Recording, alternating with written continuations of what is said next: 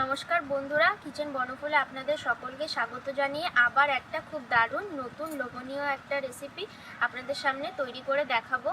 খুব কম সময়ের মধ্যেই রোদে দেওয়ার ঝামেলা ছাড়া পুরো বাজারের মতোই মুচমুচে আলুর চিপস আপনাদের তৈরি করে দেখাবো। তো চলুন তাহলে রেসিপিটি শুরু করি।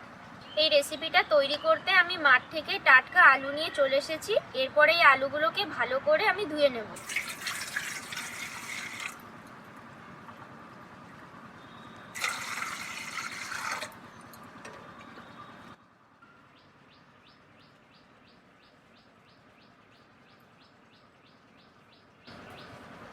এবার আমি আলুগুলোকে ভালো করে ধুয়ে নিচ্ছি। নতুন আলু দেখুন ভালো করে ধোয়া হয়ে গেছে, আবার তুলে নিচ্ছি।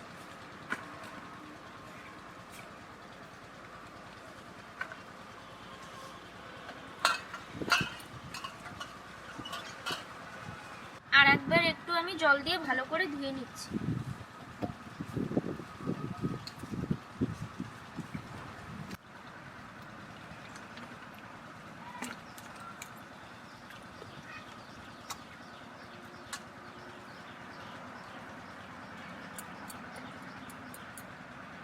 এবার তুলে নিচ্ছি আলুগুলো।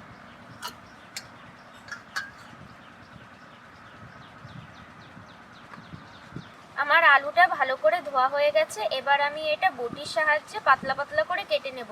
আপনারা চাইলে এটা গ্রেটার দিয়েও কাটতে পারেন, কিন্তু আমার বটিতেই ভালো লাগে, তার জন্য আমি বটিতেই কেটে নেব। আমি এবার পাতলা পাতলা করে বটিতে খুব সুন্দর করে কেটে নেব।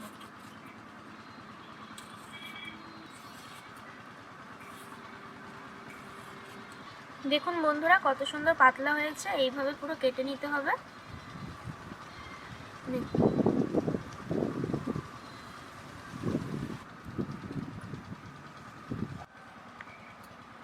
দেখ কত সুন্দর।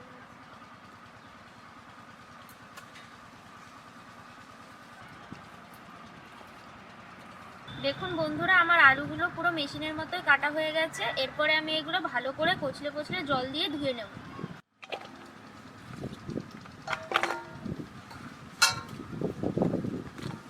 এবার জল দিয়ে দিচ্ছি। জল দিয়ে ভালো করে আমি ধুয়ে নেব। ওইগুলো দিয়ে দে।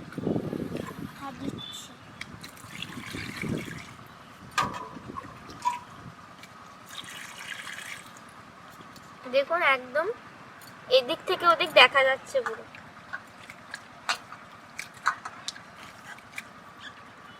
বন্ধুরা, আমি আলু গোটা অবস্থায় একবার তো ধুয়ে নিয়েছি, আর একবার কাটা অবস্থায়ও ধুয়ে নিচ্ছি। কি হয়, অনেক সময় আলুর ভিতরে যে কষটা থাকে, সেই কষটার জন্য আলুটা অনেক সময় কালো দেখা যায়। এবার যখন চিপসটা তৈরি করব তখন কালো দেখা গেলে তো ভালো দেখতে লাগবে না, তার জন্য আর একবার ধুয়ে নিলে দেখুন আলুটা কত সুন্দর ফ্রেশ দেখতে লাগছে। তো আর একবার ধুয়ে নিলে এরকম ফ্রেশ ফ্রেশ হয়ে যায়। তুই হাত তোল। এবার তুলে নেবো, ধোয়া হয়ে গেছে।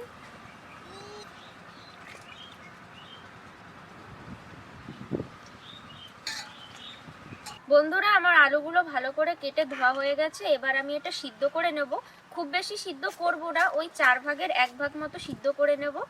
আর বন্ধুরা, এই চিপসটা কিন্তু আপনারা বাড়িতে অনেকদিন রেখে খেতে পারেন। ভেজে রেখেও খেতে পারেন, কিংবা রোদে শুকিয়েও বয়ামে ভরে রেখে দিতে পারেন। অনেক দিন থাকবে, আর যখন ইচ্ছা ভেজে খাওয়াও যাবে। তো চলুন তাহলে আমি এগুলো সিদ্ধ করে নিই। উনুনটা ভালো করে ধরিয়ে নিয়েছি, আর কড়াতে অল্প জল দিয়ে দিয়েছি। জলটাও গরম হয়ে গেছে। এবার এই গরম জলে আমি 1 চামচ লবণ দিয়ে দেবো। 1 চামচ মতো আমি লবণ দিয়ে দিচ্ছি। এরপরে এই আলুগুলো দিয়ে দেবো।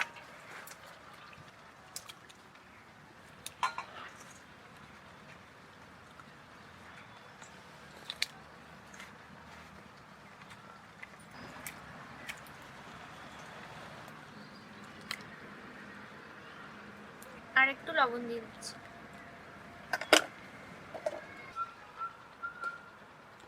বন্ধুরা, আমার আলুর চিপসগুলো সিদ্ধ হয়ে গেছে। দেখুন আগের তুলনায় অনেক পাতলা হয়ে গেছে আরো। এবার এগুলোকে আমি নামিয়ে নেব।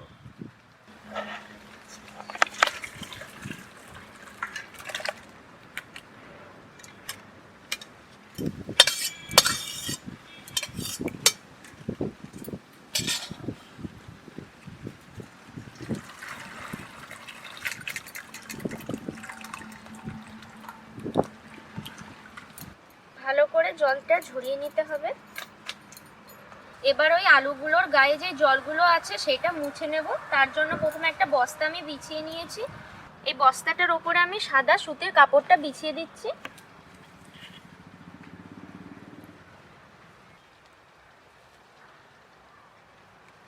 ভালো করে একটা একটা করে মিলে দিচ্ছি।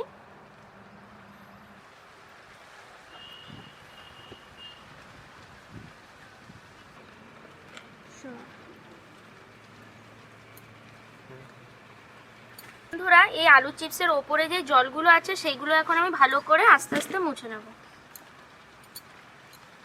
তুই পারবি না, ভেঙে যাবে। আস্তে আস্তে করে মুছে নেব।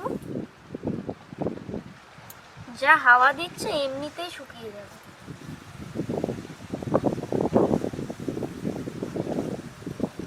আপনারা চাইলে কিন্তু এটা রোদে দিয়ে শুকিয়ে নিতে পারেন।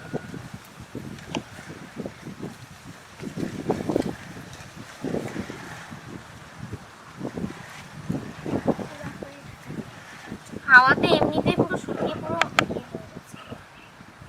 কত সুন্দর হয়েছে।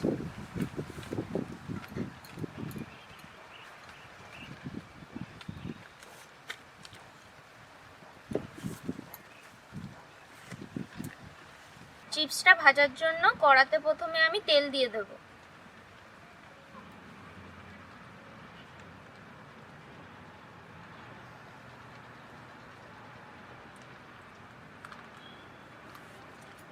জলে কিছুটা লবণ দিয়ে আমি একটু লবণ জল তৈরি করে নেব। এইটা যখন চিপস ভাজবো তখন একটু করে দিয়ে দেব, তাহলে চিপসটা ভালো খাস্তা হবে।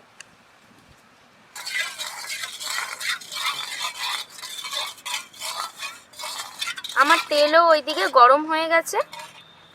একটা প্রথমে দিয়ে দেখছি তেলটা কত গরম হয়েছে নাকি। গরম প্রায় হয়েই গেছে।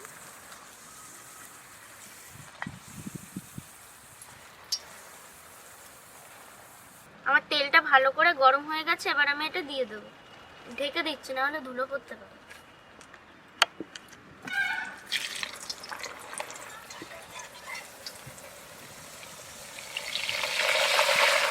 দেখুন বন্ধুরা, চিপসের রংটা একটু চেঞ্জ হয়ে আসছে, হালকা লালটে লালটে ভাব চলে এসছে।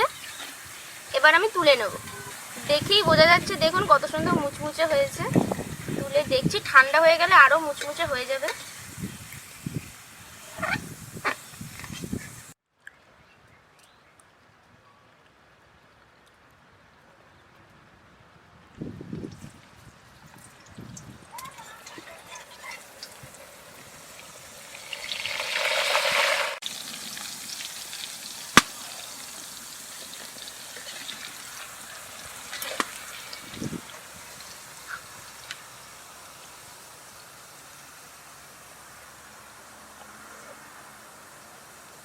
একদম বিনা ঝামেলায় দারুণ লোভনীয় চিপস।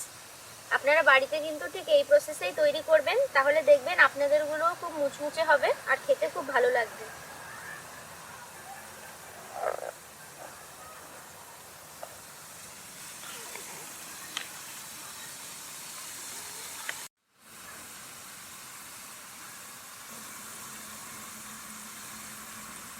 আপনারা যখন লবণ জলটা দেবেন তখন একটু সাবধানে দেবেন, কারণ লবণ জলটা দিলে একটু ফোটে।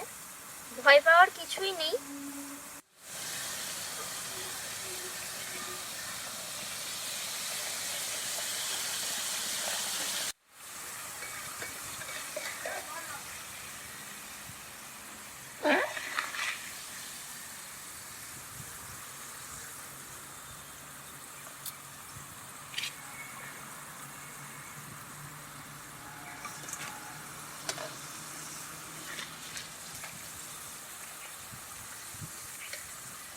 তো বন্ধুরা, আমাদের সমস্ত চিপসগুলো ভাজা হয়ে গেছে।